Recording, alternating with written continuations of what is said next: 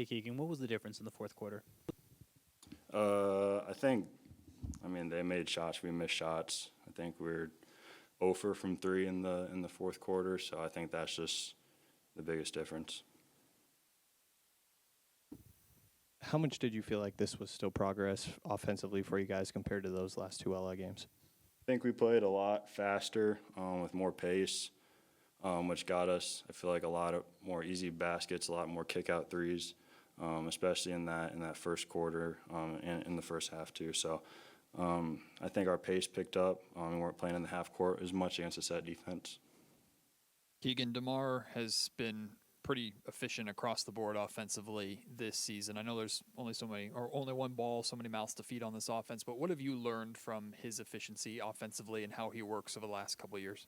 Yeah, he's been great. I think the biggest thing that you notice is he gets to his spots pretty regularly, and he knows what he's going to get every time he touches the ball. So he's been in the league for however many years and seen however many defenses. So a guy like him, we've seen everything, gets pretty efficient throughout the years. Keegan, 29 assists tonight for you guys after a couple of games where you barely had any assists at all. The ball was moving better. Is that something you guys have tried to emphasize or at least had conversations about? Yeah, I mean, I think when we're in LA, it kind of stuck a little bit.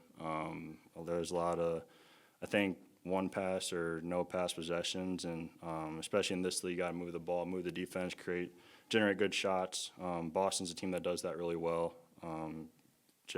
One dribble kicks, things like that, and that's something that we got to get better at. I think we did a good job of that today, just didn't knock down shots to finish. Did you notice anything different from them in the fourth quarter? Like, did they go to another level to take that period 32-18, or was that more on you guys? I think that was more on us.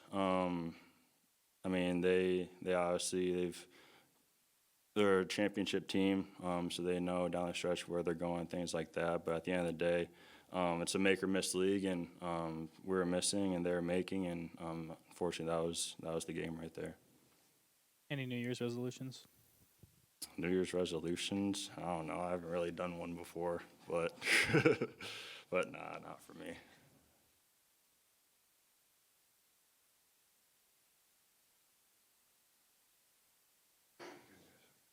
Hey, Keon, before I ask you about maybe what happened in that second half and fourth quarter, just Nimi, someone you're obviously pretty close to, and I see you had some words with him there. Just what do you, how thrilled are you for the success that he's been able to have over there?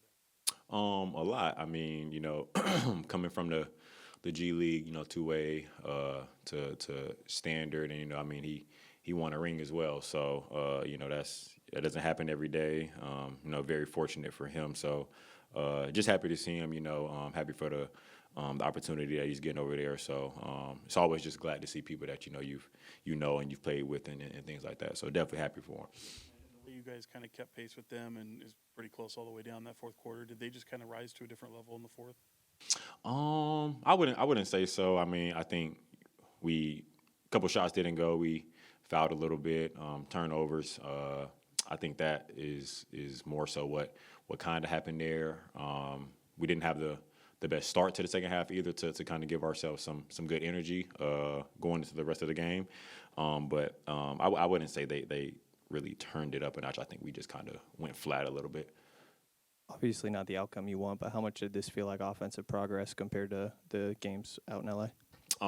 Definitely it's night and day for, how we played in LA and, a night like tonight. So I think we just have to whatever we did today just to keep it going. When the game starts, we have to be ready at the tip. I don't think we can kind of roll into the game. And, we've had some comeback wins, but that's definitely not something that you want to keep a healthy dose of for sure. Yeah, both you and Keegan both said that you guys feel like you guys gave this game away a little bit in terms of your shooting in the fourth quarter. What were you guys talking about in those timeouts, maybe like around 4 minutes left, to try to maybe stop the run that they were having? I think from what I can remember, one of the main things, I just think it was one of the sets they were running. They kind of scored on it a couple times. So I just remember us talking about that and the adjustment that we were going to make to stop that. That's what I can remember right now. Yeah. Keon, did it feel like the fight was back a little bit tonight compared to these last couple games? I mean, yeah, absolutely. I mean, you could tell the difference. Like if you watch the Clipper game and you watch this one, you could definitely tell that we kind of showed up a little bit today opposed to those other games.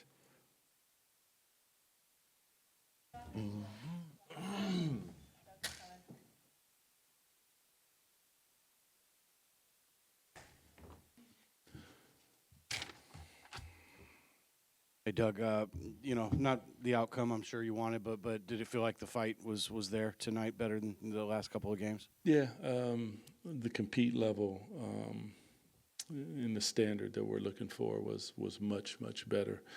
This is a team that I think averages like 13 offensive rebounds. They ended up with 5, with 10 turnovers for us for 9 points. Some good stuff. Like no moral victories. That's not what we're looking for. We're looking for victories, but step by step, and that compete is at a higher level, and that's what we need. Doug, the last couple of games, the ball's just been super sticky. Tonight, the ball was moving. I know you like to focus on defense, but the offense looked way better tonight. Is that something you guys have worked on? Yeah, I mean, especially with the 2 bigs, the word I like to use is continuity. And, the ability for one of them to be in an action. Once that action happens, the ball moves, and that's the whole point, is move the ball and move bodies. And then the other big can get into the action. So they are tandeming on the floor and reading what's going on, as opposed to, sometimes, and I think it's more or less when we get a little bit ISO heavy and we get outside of that continuity with the 2 bigs, where we can run into where, it sticks and it looks not like we want that ball to be hopping around and trying to play and help each other. Doug, DeMar DeRozan's scoring is actually down around 4 points per game on average this year, but he's having an efficient year shooting-wise just across the board and averaging a career high in steals. How important is that at just this stage of his career to be as efficient as he is without needing the basketball as much? Yeah, I would look actually at the steals as long as he's not gambling, but it challenged him to be engaged on that end of the floor, and watching him, like visually seeing him compete on that end of the floor. Like, everyone's going to have mistakes and get beat. I totally get that, but love what his effort on that end of the floor. We know what he is and what he does on the offensive end of the floor. That doesn't surprise me. He is a assassin of the highest regard, but defensively trying to compete and make sure that he is engaged on that end. I have the utmost respect for that. Which side stands out to you more there in the fourth quarter, and where that went wrong for you guys? I mean, it's low-hanging fruit to say the offensive side, because we were 0 for 10 from the three-point line. But you got to get stops. They had a 30-point quarter. So for me, I'm going to go back and I'm going to look at that end of the floor. Play defense without fouling is one of our tenets that we want to make sure that we do. I think we fouled a jump shooter. All the and ones, just wrap them up. Ball does not get above their shoulders. Send them to the free throw line. The opponent's probably not going to like it, but it doesn't matter. Let's be physical.